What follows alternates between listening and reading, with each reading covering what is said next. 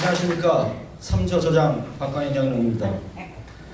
2016년 우리 강명교회 우리들의 여름 이야기 3조 사랑해요 강삼입니다. 여기서 강삼은 강명교회 3조의 준말입니다. 표어는 장로님이 어린이와 뛰놀고 함께 두 분은 3조를 해가지고 우리 모든 교회에 나오신 분들 함께 즐겁게 지내기로 했습니다. 구호 준비! 구호 시작! 막강 3조 항상 최고 사랑해요 당연하게.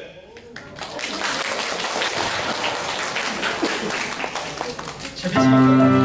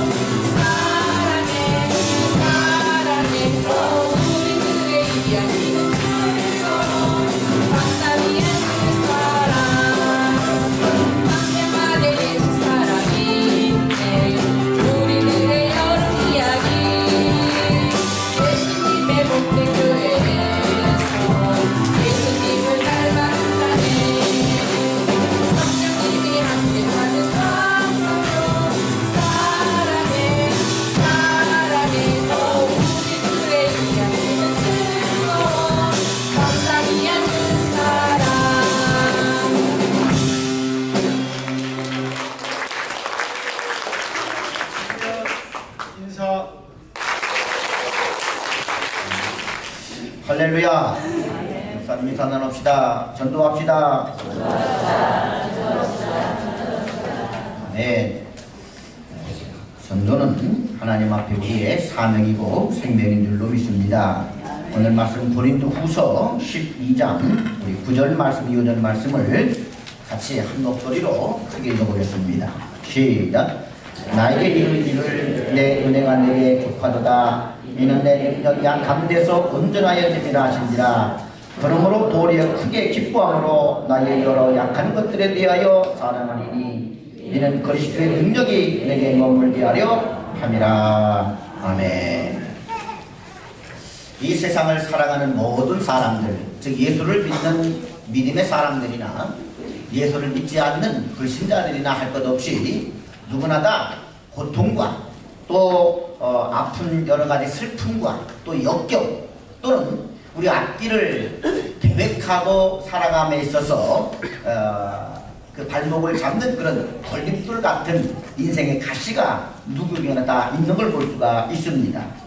그 가시가 사람에게 단점이 될 수도 있고 또 무엇을 이뤄가는데 걸림돌이 되어 그 사람의 발목을 잡고 그 사람 넘어지게 할 수도 있는 결정적인 문제입니다. 그런데 오늘 성경은 우리들에게 역설적인 가르침을 주고 있습니다. 그 가시마저도 그 걸림돌마저도 그 고통과 슬픔마저도 하나님이 주시는 은혜다. 가시를 은혜의 차원으로 역설적으로 설명해 주고 있습니다. 그래서 오늘 말씀을 통해서 우리 속에 하나님의 그와 같은 역설적인 은혜가 차고 넘치는 시간 될 수 있기를 주님의 이름으로 축원합니다. 1장 가시. 바울에게 있어서 가시가 하나 있었습니다. 그 가시는 여러 성경학자들의 공통적인 이야기를 들어보게 되면 바울에게 있어서 고질적인 질병이었다 이렇게 이야기를 합니다. 어떤 성경학자들은 심한 두통이었다, 어떤 이는 간질병이었다, 어떤 이는 안질이었다, 어떤 이는 말라리아와 같은 그런 유행성 병이었다 이렇게도 이야기를 합니다.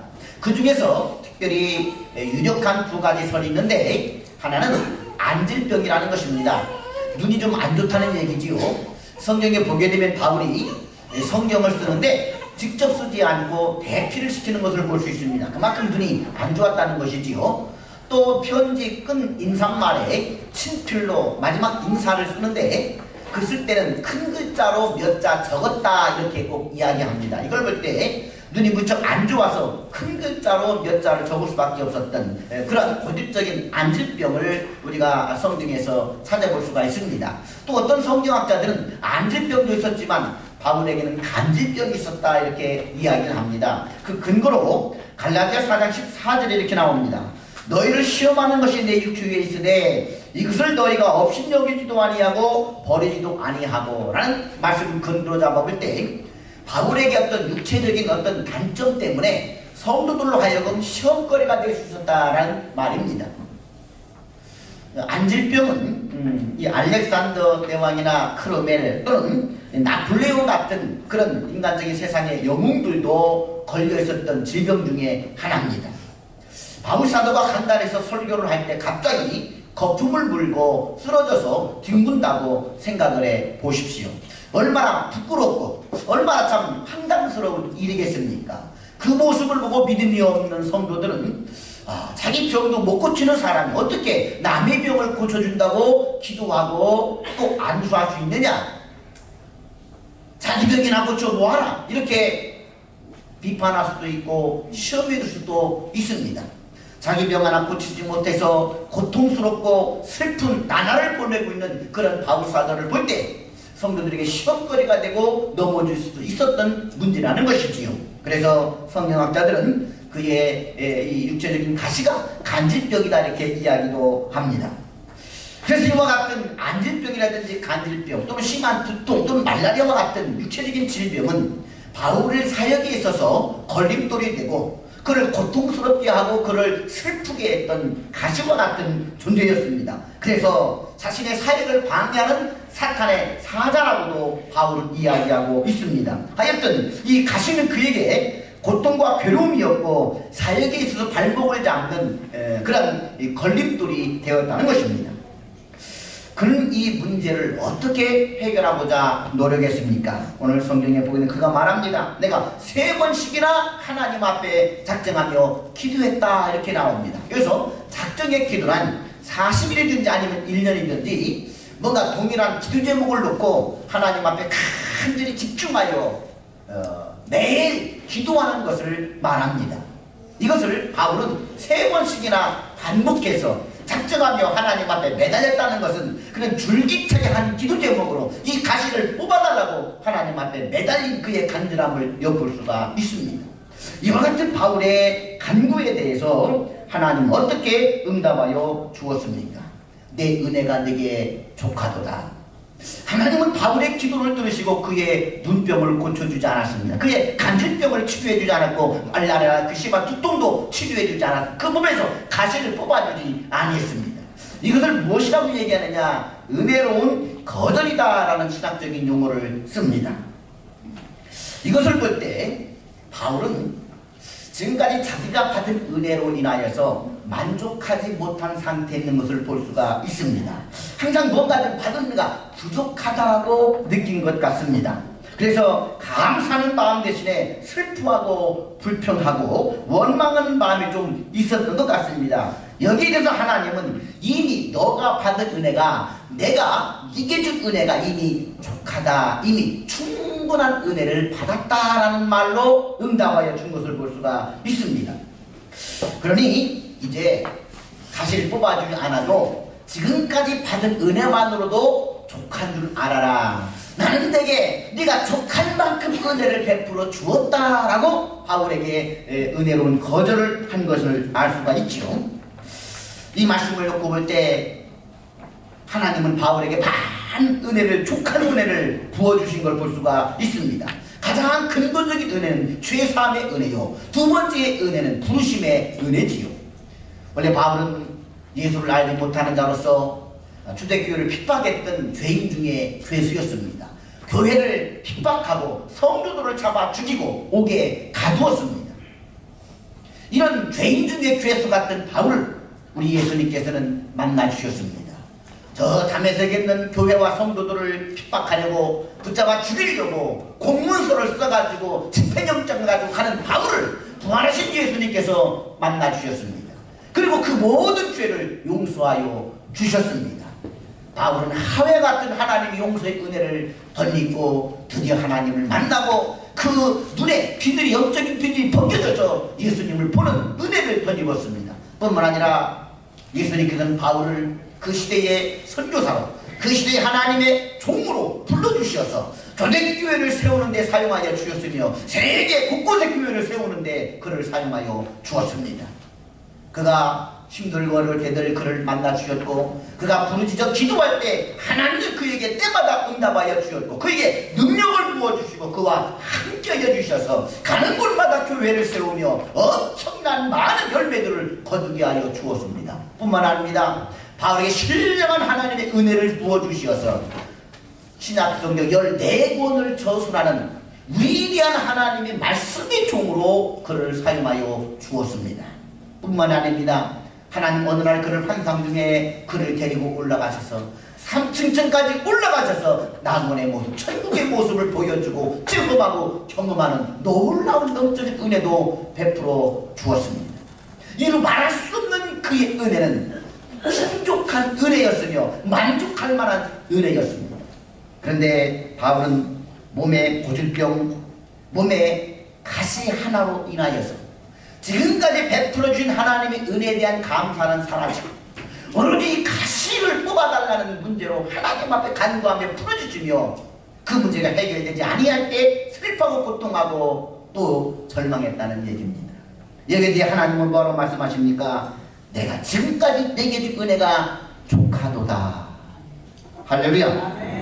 우리도 하나님의 도우심과 구원이 절실히 필요해서 정말 하나님 앞에 줄기차게 기도하는 기도 제목이 있을 수가 있고, 그런데 그 기도 제목이 금방 응답되지 아니하고 그래서 계속할 때 사역과 내 인생의 발목이 되어 나를 잡히는 걸림돌이 될 때 우리도 하나님 앞에 이렇게 기도할 수 있습니다. 하나님, 왜 내 기도 제목을 들어주지 않는 것입니까? 왜 내 인생의 가시를 뽑아주지 않는 것입니까? 하나님 죽으셨는지 살아셨는지 도대체 어디에 계십니까? 하나님도 멍한 아닙니까? 이런 자주 섞인 원망의 기도가 나올 때가 있을 것입니다. 그런데 우리가 기도하면서 하나 알아야 될 것은 그 문제를 가지고 계속 기도하다 보게 되면은 그 기도에 눌려서 그 기도가 충족되지 않는 그 하나의 문제로 인하여서 지금까지 내가 받았던 모든 감사한 하나님의 은혜까지도 그 기도 제목에 눌려서 감사가 쪼그라들고 사라지고 없어진다는, 작아진다는 거예요. 그래서 처음에 작았던 그 문제가 계속 그 문제를 가지고 줄기차게 기도하다 보게 되면은 그 문제는 커 보이게 되고 내가 지금까지 받은 은혜는 작아지게 됩니다. 하나님께 받았던 응답은 작아지고 내 기도의 제목만 더 커 보이게 되는 것이죠. 내가 아직 받지 못한 것은 커 보이고 받은 것은 작아지는 상황. 왜 그러느냐? 이게 기도하다가 닥치는 문제입니다. 왜 열심히 기도하다 사람들이 실족하느냐? 왜 작정기도 40일 해놓고 왜 실족하고 왜 100일 작정기도 해놓고 왜 실족하느냐? 그 문제로 기도하다가 그 문제가 지금 바울처럼 은혜로운 거절을 당할 때 그 문제가 커 보이는 거예요. 그 문제를 계속 붙들고 기도하다가 보게 되면은 짜증이 나고 원망이 나고 실족하고 지금까지 받은 은혜는 사라지고 없어진다는 거예요. 그러다 보니까 감사가 사그러들으니까 우울해지기 시작합니다. 어느 큰 성에 그곳에 우리가 살고 있다고 생각해 보십시오. 어느 날 수십만의 적군이 그 성을 포위하고 그 성을 멸망시키러 왔어요. 이제 물도 끊어지고 양식도 떨어져서 이제 그 성이 파괴되고 몰살당 위기에 처해져 오는데 설상가상으로 그 안에 첩자가 있어서 그 첩자가 성문을 열어줄 수 있는 그런 위기가 더 겹쳐왔습니다. 그래서 외부로부터는 적을 방어하고 성을 지킬 만한 아무것도 없었고 이제 무너질 위기에 처했습니다. 그런데 이때 이 노래만 부르면 성을 둘러싼 수십만의 적군들이 뒷걸음질 치고 내부의 성문을 열어주는 간첩이 스스로 도망가는 그와 같이 아주 신비한 노래가 하나 있는데 여러분이 그 성에 살고 있는 주민이라고 한다면 이 노래를 부르겠습니까? 안 부르겠습니까?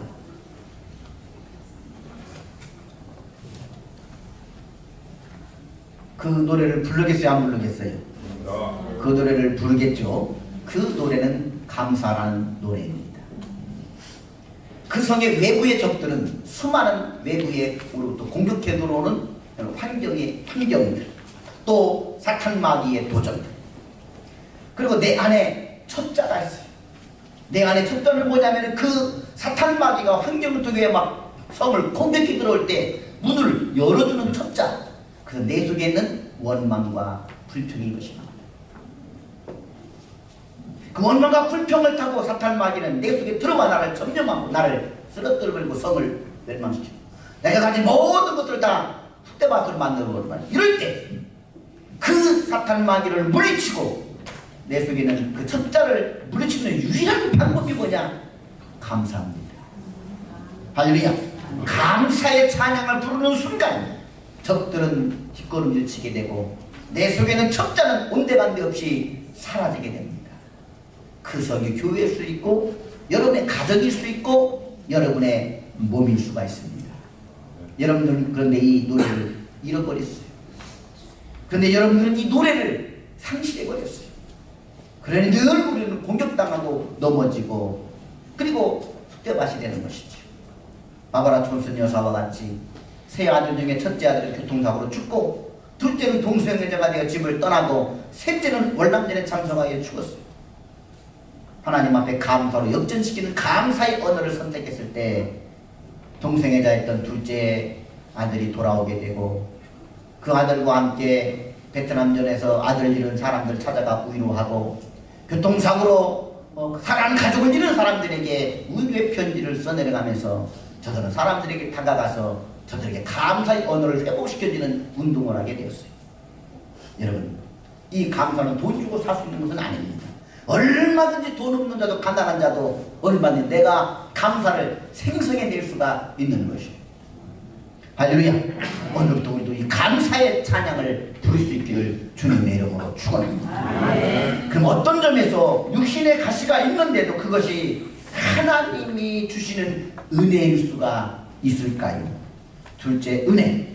첫째로 이 가시가 그를 겸손하게 하기 때문이라고 바울은 고백합니다. 바울은 누구보다도 능력이 많고 놀라운 계시를 많이 받은 사람으로서 얼마든지 교만에 빠질 수 있었습니다. 그랬다면 주님의 종으로서 그의 인생은 끝장이라고 말할 것입니다. 신비주의에 빠지든지 아니면 교만해져서 이단의 교주로 돌아갈 수도 있습니다. 우리 주위에도 처음에 많은 능력을 행하던 종들이 교만해져서 이단에 빠지고 교주가 되어져서 이단의 한 단체를 형성하는 것을 볼 수가 있습니다. 그래서 하나님은 비밀스러운 섭리로 그 육체에 가시를 두어서 그로 교만에 빠지지 않도록 도우셨던 것을 볼 수가 있습니다. 가시가 그의 몸을 콕콕 찌를 때마다 바울은 그래, 내가 이 가시 하나조차 해결할 수 없는 연약한 존재구나. 그는 하나님 앞에 무릎을 꿇었고 늘 자신의 교만을 점검하며 회개할 수가 있었습니다.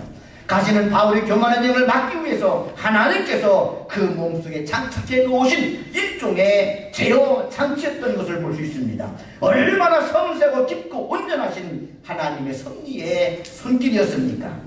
사도 바울 같은 위대한 하나님의 종도 가시를 통하여 더욱 겸손한 종이 되도록 그를 보신 것을 보는 것을 볼 수가 있습니다. 특별히 목사님 하나님의 종들도 그런 유혹에 빠질 수가 있습니다.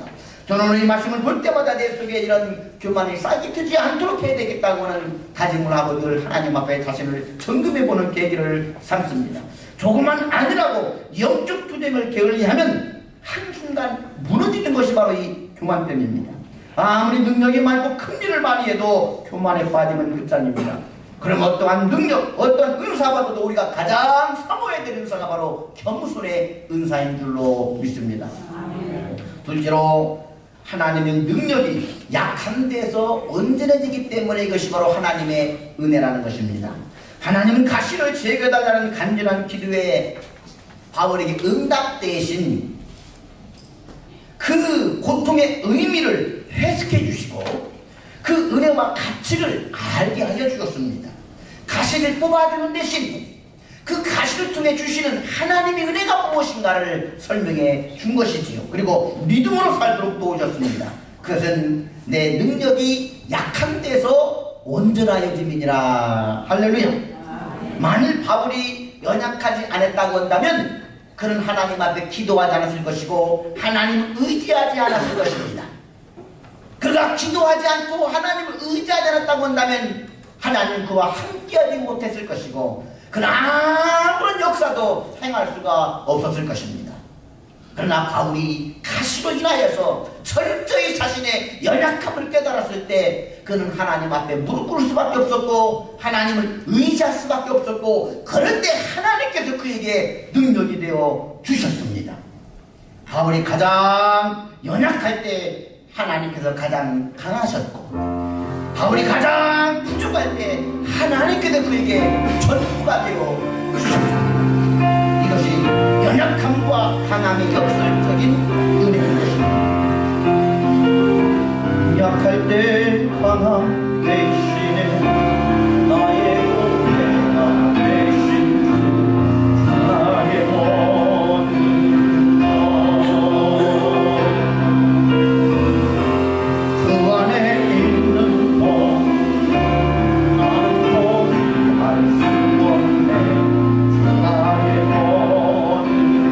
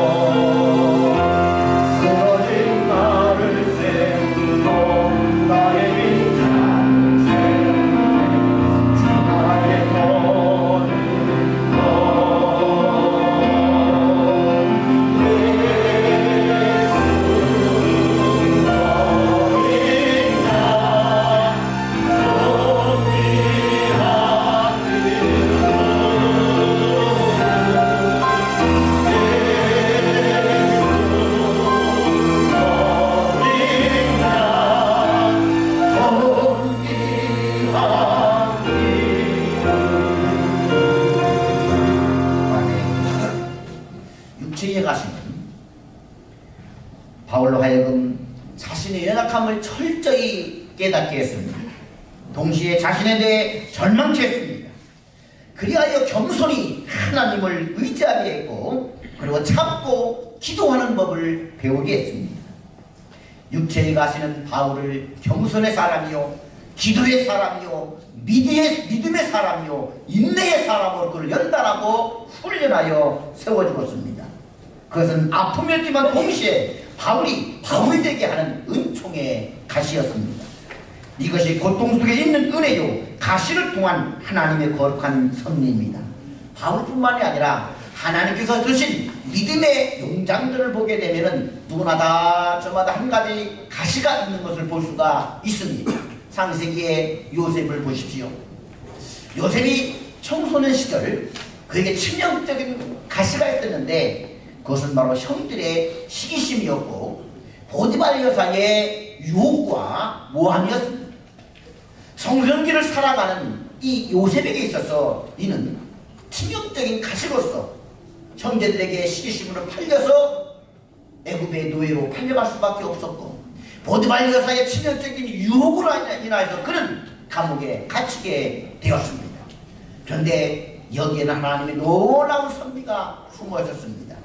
그가 이와 같은 연단을 통해서 요셉이 믿음의 사람, 인내의 사람, 기도의 사람, 그리고 신령한 하나님의 꿈을 해몽하는 사람으로 연단시켜서 30에 애굽의 국무총리가 되고 가뭄으로부터 가족들을 구원시키고 인류 구원 역사를 이어져가는 축복의 통로로 그를 사용하여 주었습니다. 우리가 너무나 잘 아는 철로 역정을 쓴 존 버는 그가 12년 동안 감옥에 갇혀 있었을 때 그 감옥 속에서 모든 신앙과 믿음의 유혹을 물리치고 승리하는 크리스찬들의 일을 철로 역정을 통해서 그가 책으로 써내서 토리의 명작을 만들었습니다. 뿐만 아니라 신라본을 쓴 밀턴도 소경이 되었을 때 신라본이라고는 명작을 남기게 되었습니다. 참으로 육체의 가시가 괴롭고 고통스러운 것이지만 그것을 통하여 주시는 바 하나님의 은혜는 한이 없는 걸 볼 수가 있습니다. 그러므로 사랑하는 성도 여러분, 육체의 가시가 문제가 아닙니다. 감당하기만 하면 그 모든 시련과 고통은 위대한 하나님의 은총의 기회가 될 수가 있는 것입니다. 진주같이 연단된 믿음, 아름다운 영혼이 창조되어져서 나오게 됩니다. 불평하거나 원망하거나 절망하지 마시기를 축원합니다. 육체의 가시를 인하여서 슬퍼하지 마시기를 바랍니다. 바울은 드디어 하나님의 놀라운 비밀을 깨달았을 때 그 심령 깊은 곳에서부터 찬양이 터져 나옵니다. 그러는 내가 그리스도를 위하여 약한 것들과 능욕과 궁핍과 박해와 권고를 기뻐하노니 이는 내가 약한 그때에 강함이라. 할렐루야. 이 은혜의 가시형적인 비밀을 깨달았을 때 바울의 심령 깊은 곳에서부터 감사가 터져나오고 찬양이 터져나오고 기쁨이 터져나오는 것을 볼 수가 있습니다. 그의 심령 깊은 곳에 찬양이 흘러 넘쳤습니다. 가시가 감사로 승화되어서 그의 심령 깊은 곳에서부터 생수와 같은 기쁨이 흘러 넘쳤습니다. 이 은혜가 우리 모두에게 임하시기를 주님의 이름으로 축원합니다. 그러므로 가시같은 환경 속에서도 승리하는 크리스찬, 장조적인 삶을 영위해 나가는 믿음의 사람들이 되기를 주님의 이름으로 축원합니다. 기도하겠습니다. 사랑과 은혜가 풍성하신 아버지 하나님, 믿음의 사람 되게 하여 주옵소서. 인내의 사람 되게 하여 주옵소서. 기도의 사람 되게 하여 주시옵소서. 가시가 비록 아프고 힘든 것이지만 이로 인하여 철저히 자신들의 절망하게 만들고 연약함을 깨닫게 하여 하나님 의지하고 하나님 앞에 기도하게 도와주셔서 겸손의 사람이요 믿음의 사람이요 그리고 승리의 사람 빚어나는 하나님의 놀라는 은혜를 인하여 감사합니다. 우리도 바울과 같은 가시를 통해 역설을 주시는 은혜가 우리 심령 깊은 곳에서 청을 넘치도록 은혜 베풀어 주시옵소서. 예수님 이름으로 기도하옵나이다. 아멘. 우리 한번 다 같이 약할 때 강함 대신에 우리 찬양 같이 부르시고 우리 한번 통성으로 기도하는 시간 가져보도록 하겠습니다.